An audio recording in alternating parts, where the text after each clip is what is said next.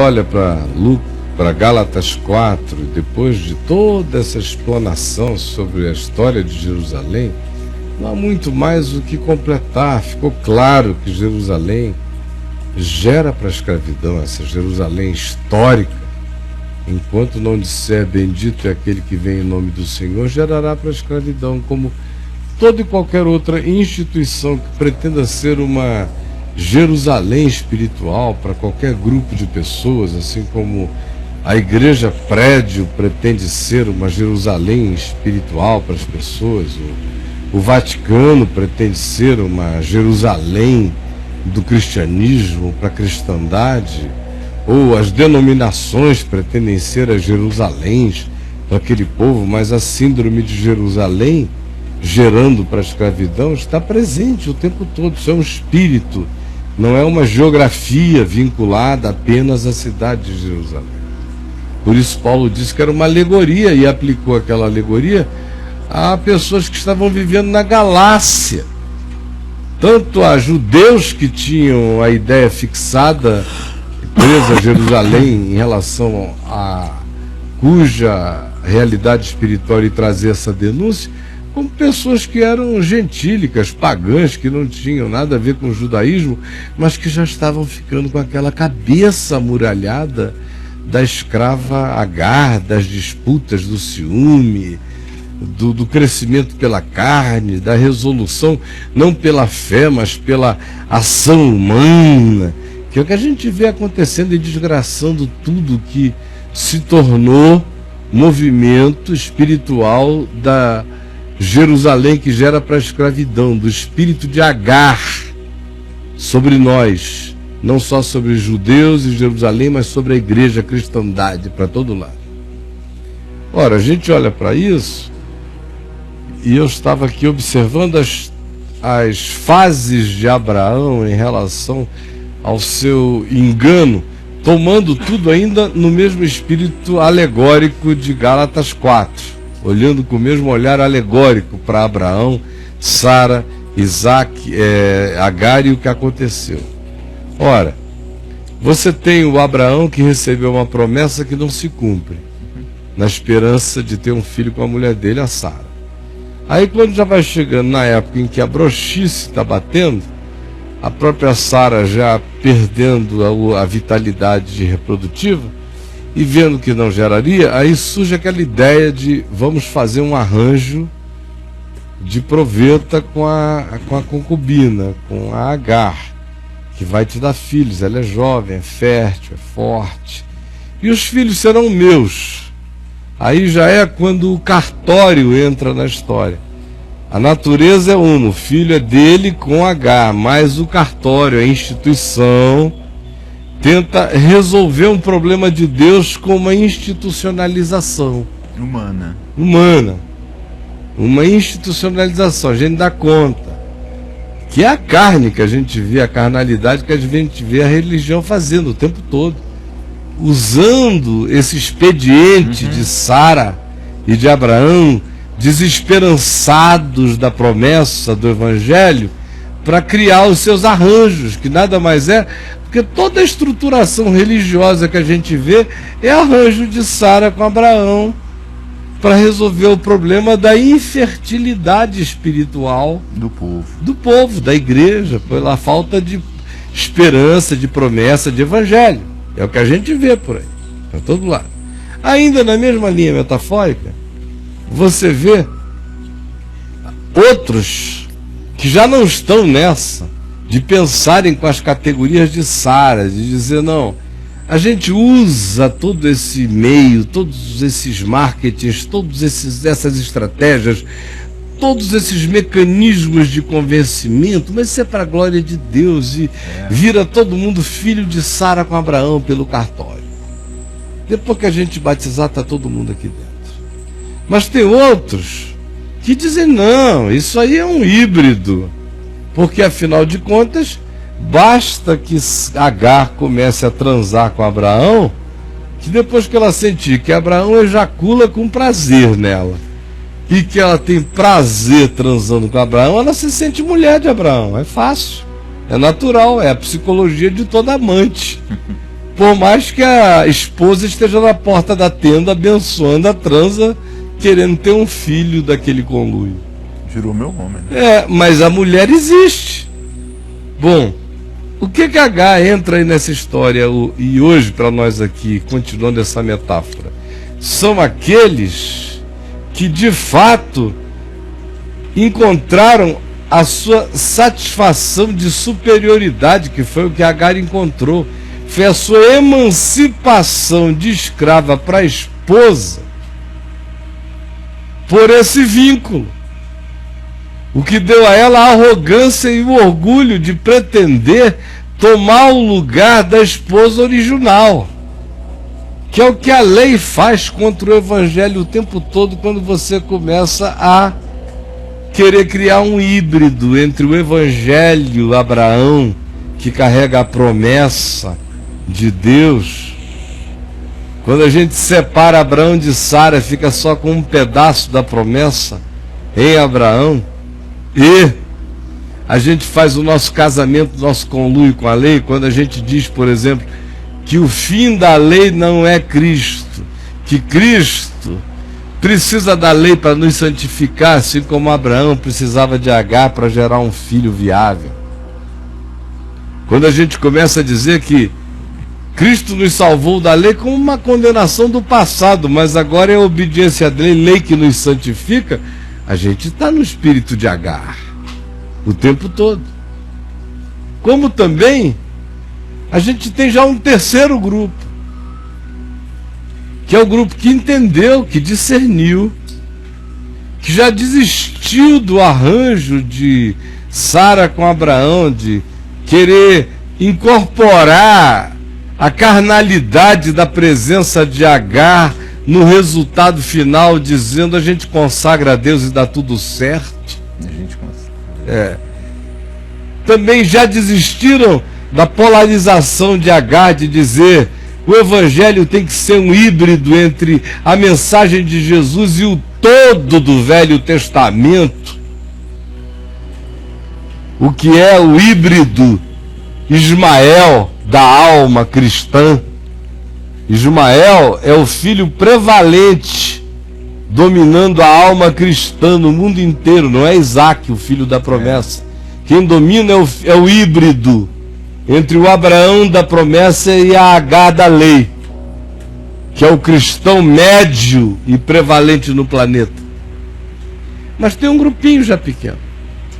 Tem um grupinho que já fez essa viagem toda e que diz o seguinte: não, eu só vou querer resultado da graça de Deus em mim se for o evangelho puro e simples do casamento original proposto por Deus entre Abraão e Sara. Do contrário, eu prefiro não ser do que ser o que não é. Já tem um grupo assim. Já tem, graças a Deus, tem um grupo que só quer se for verdade, só quer se for evangelho, só quer se for o cumprimento da promessa, só quer se for Jesus puro e simples. Esse é o prosseguimento dessa parábola, dessa metáfora, de fato, aí de Gálatas 4, aplicada nas suas finalizações ao nosso cotidiano no século XXI, usando o mesmo espírito interpretativo. Deixa eu fazer uma pergunta. Pode.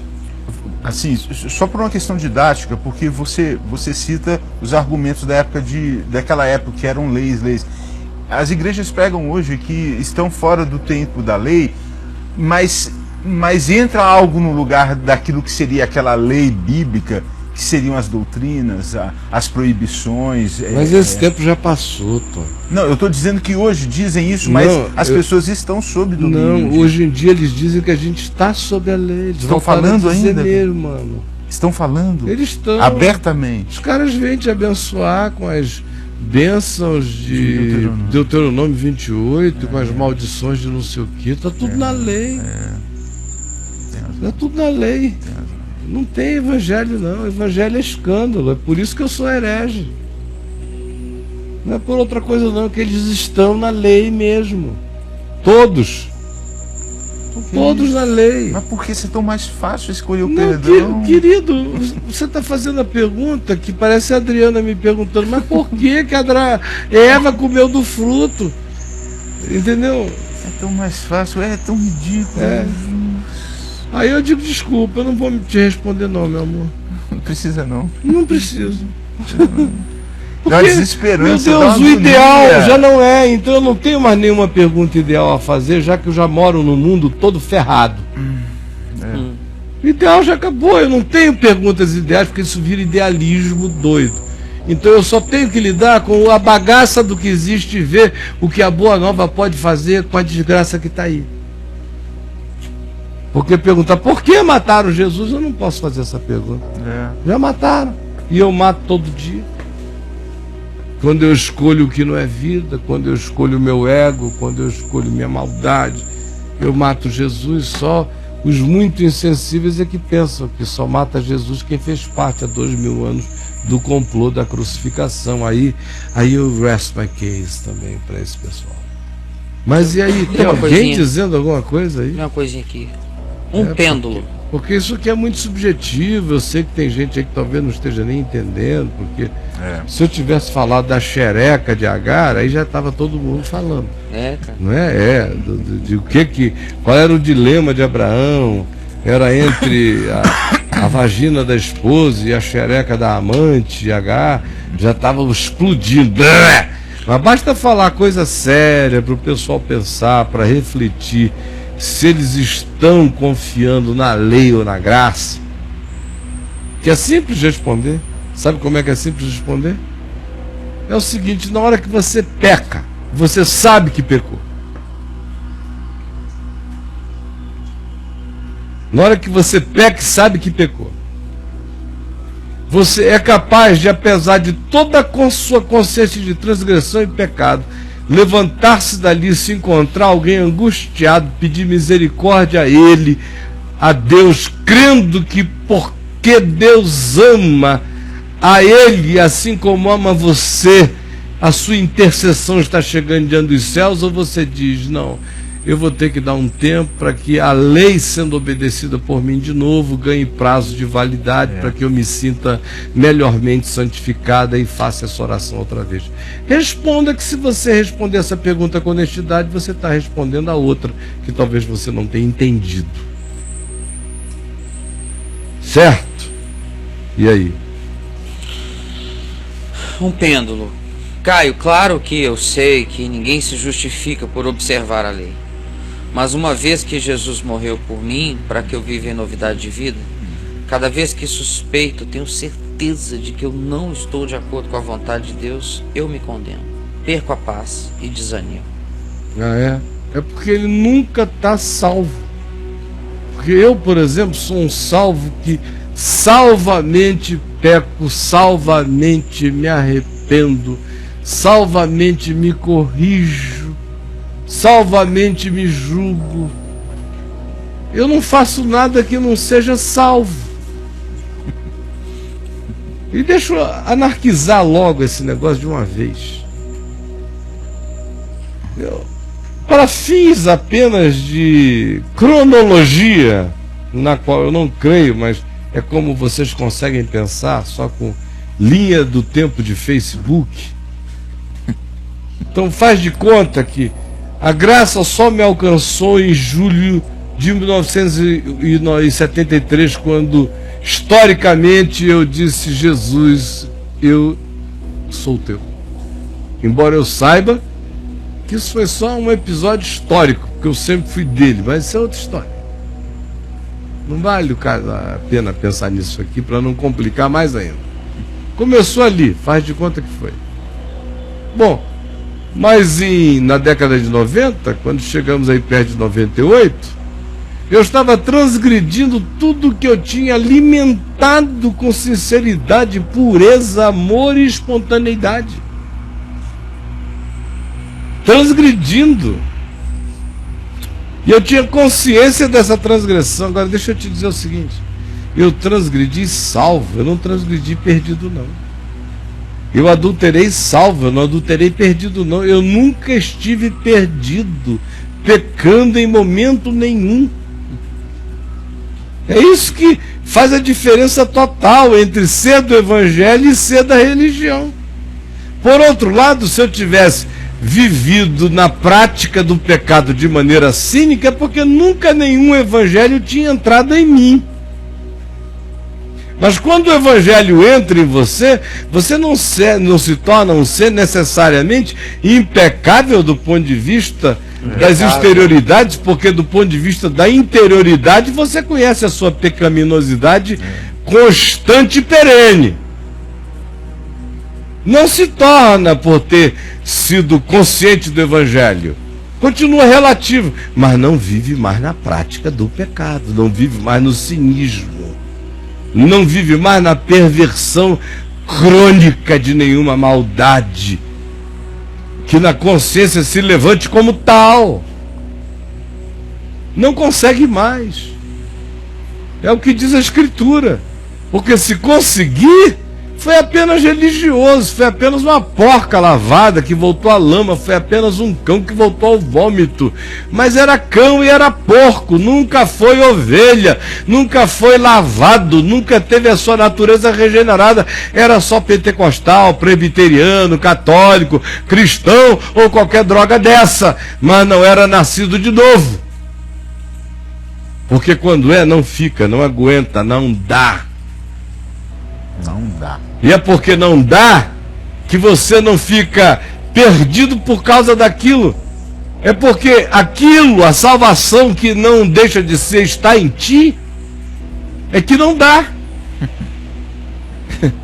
Porque o santo está em ti que não dá. Porque se o santo fosse embora de ti, daria, bicho. Para sempre. Mas é porque ele não te deixou, é que fica insuportável. Você não aguenta viver na prática do pecado. Mas vocês não vão entender isso nunca. Tem um véu, meu Deus, tem um véu. O beabá do evangelho não entra. Tem um diabo, uma potestade que eu odeio e eu repreendo. Um véu espesso que não foi rasgado na mente de vocês, que mantém a cruz inválida, que mantém o templo de Jerusalém erguido, que mantém a velha aliança como a capitã das agonias de vocês. Desgraça essa que vos assolou. É só o que eu posso dizer. E aí? O que ainda resta da lei, Caio? Existe alguma coisa que ainda O fim resta? da lei é Cristo. O que resta da lei é Jesus Cristo glorificado em espírito e verdade. Pelo amor de Deus, bicho. Aí ele está falando, né? Fala. Existe alguma coisa que ainda restou da lei? Não, cara, então Porque... resta alguma coisa para você fazer para se salvar sozinho. Quando Jesus diz está consumado, o que está consumado é o quê? A minha salvação. Tudo escrito de dívidas. Eu estou repetindo isso desde que eu tenho 18 anos. O tal do Tetelestai está gravado nessa aliança, naquela, na minha boca, em tudo que é livro meu. Foi o que eu mais falei, foi do Tetelestai, do está consumado. De que por aqueles crimes nunca mais se morreria. O escrito de dívida, era literalmente isso que Paulo usa em Gálatas 2, é a ideia do Tetelestai de novo. O escrito de dívida foi rasgado na cruz. Todo. Da lei moral, da lei cerimonial, da lei dos judeus, da lei do candomblé, da lei da umbanda, da lei de toda a lei que dizia por tal lei você chega a Deus. Morreu! Aí você diz, então agora nós estamos livres para viver sem lei? Não. Eu não tenho mais nenhuma lei, porque agora eu não preciso mais de lei. Eu sirvo por o amor livre, grato. Amém. O amor de Cristo, contra cuja prática de amor não há lei. Porque quem ama não adultera contra a mulher, não adultera contra o marido da mulher que a ele se oferece, nem contra a mulher que diz me come, porque ele diz eu vou só te usar. Ou nós vamos fazer mal a tanta gente que não é assim.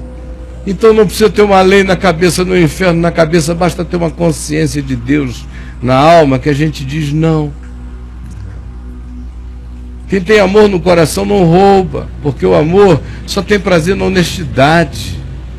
Porque o amor ama o trabalho do outro, por isso não o rouba. Quem ama não mente, não falsifica a realidade, não diz falso testemunho. O amor não ferra a existência de ninguém, só edifica. É complicado saber isso. Gálatas 5. Contra essas coisas não há lei. Honra teu pai e tua mãe. Meu Deus, se eu amo é natural. Melhorar meu pai e minha mãe em mim e ser generoso e carinhoso para com eles todos os dias da minha vida. Porque aquele que ama pratica a lei. Agora, aquele que pratica a lei só porque tem medo do inferno ou da condenação, de nada lhe aproveitará. Ora, nada lhe aproveitará mesmo. É uma obediência de nada. A puta sincera está em melhor condição do que em você, que não faz nada do lado de fora, que tem um sepulcro lotado de rapina do lado de dentro e não faz nada do lado de fora só por causa de medo do inferno ou de reputação, mas dentro você é um nojento. Não adianta nada. Ora, se diz que o amor, que a ausência de verdadeiro amor, de consciência de amor, faz com que eu dê meu corpo para ser queimado e não aproveite, que eu dê os meus bens aos pobres e de nada aproveite, que eu fale línguas sinceras, não aliandras, cantras, greivas, maracaias, não, línguas de anjos mesmo, e de nada me aproveitará se eu não tiver amor. Não é profecia inventada, não. Mesmo que eu profetize profecias com tirocínio exato, mas se fizer isso sem amor, de nada me aproveitará. Agora, como é que você acha que se coisas boas sem amor não aproveitam, por que você acha que obedecer à lei com medo do inferno, do diabo, com a ganância de um loteamento celestial e o pânico de uma favela infernal, faz de você alguém diante de Deus? Se Deus diz, até o teu dinheiro, quando você der, dê com amor, porque dá por dar, não adianta nada para mim.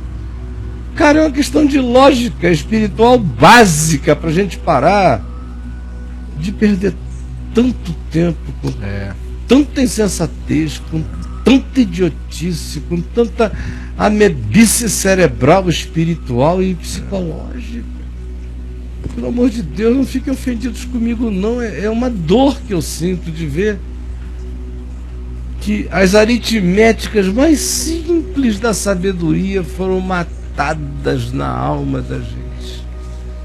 Matadas. O Evangelho não é crido. É por isso que você me pergunta, escuta, o que sobrou da lei?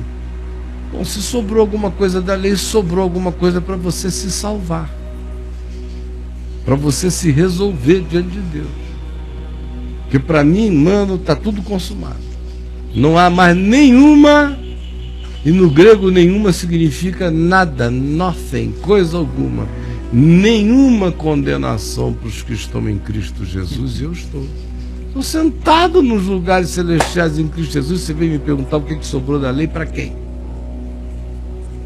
A lei é para criminoso. Como diz Paulo, está na validade para tudo que é bicho ruim, que não quer amar, que não quer ter consciência. Vai entrar no cacete. E julgado por elas. Julgado pela lei dos homens e de Deus. Agora, se você está em Cristo, andando na lei do amor, passou da morte para a vida, está justificado pelo que Jesus fez, não tem justiça própria, mas também não tem galinhagem própria. Não tem justiça própria, mas não tem sacanagem própria. Não tem justiça própria, mas não tem safadeza própria. Não tem justiça própria, mas é o próprio homem quebrantado, vivendo em amor e dizendo: o teu amor me constrange a ser gente, segundo a tua imagem, segundo a tua semelhança. Esse é o Evangelho. Você quer voltar para onde, meu querido? Você quer voltar para onde? Para um caldo primal com amebas? Antes dos humanos ficarem em pé, antropos, na terra. O problema é que vocês não querem ser gente. E aí? Eu não consigo cumprir nem a lei de trânsito do Brasil, cara. Quanto mais a lei de Meu Deus. Deus, a lei de trânsito, eu estou sem carteira há 15 anos. Mas eu não consigo, eu vou cumprir lei de Deus, cara. 15 anos, tudo que a guarda sabe, eles me param aí, meus amigos, passa, reverendo. Os caras acreditam que eu dirijo, que eu não ando bêbado. Ouve meus conselhos, não tô doido. Os guardas de trânsito de Brasília e do Rio de Janeiro também, onde eu andei nos últimos 15 anos, até da América, me pararam e tá cumprindo. Não, estou sem carteira. Como é que foi? Não estou cumprindo a lei. Olha, como é que foi? Eu tenho testemunhas para todo lado, inclusive aqui nessa sala, de como isso acontece. Não tô de H nenhum. Sem H. Sem H. Sem H. Sem H. Legal. O cara olha e diz, vai rapaz, confia em ti. O que eu posso fazer? Vai embora. Não tô com H. Tô falando a verdade. O sujeito olha nos meus olhos, tem uma limpidez de quem sabe pra onde tá indo. Ele diz, vai. O cara fala, você tá com H? Não, tô com Sara. Não tô aqui pra cumprir a lei pra alguém que já está constrangidamente consciente.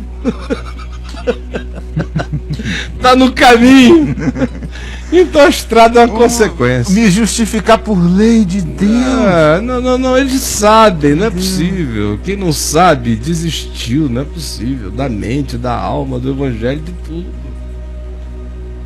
Desistiu. Ele faz um monte de pergunta, cara. Não, chega, né? Eu já disse tudo que tinha que dizer. O resto vai ser redundância. Você quer ver? Como é tudo redundância? Você que manda. E, Régio, guarda o direito de dizer redundância, não vou responder. Então vamos lá. Porque Jesus disse que não veio revogar a lei, mas cumpri-la. Redundância. Porque as pessoas não sentem segurança na liberdade do Evangelho. Redundância, porque não confiam na justiça de Cristo. Qual é o limite da nossa consciência para que não venhamos usar a graça de Deus para dar ocasião à carne? Não tem essa história, só obedecer o Evangelho que você não vai dar ocasião à carne. Como não cair num relativismo perigoso que nos faça cair? Não existe nem esse risco. Jesus é a pedra angular, é o absoluto.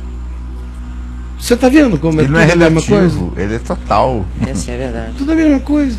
Não entendeu o Evangelho, vai fazer 1000 perguntas. Entendeu o Evangelho, não tem mais nenhuma pergunta a fazer. Não sobre isso. Ele não entendeu. Aí ele tem 1000. Entendeu o Evangelho, sobre isso ele não tem mais nenhuma. No dia seguinte acabou.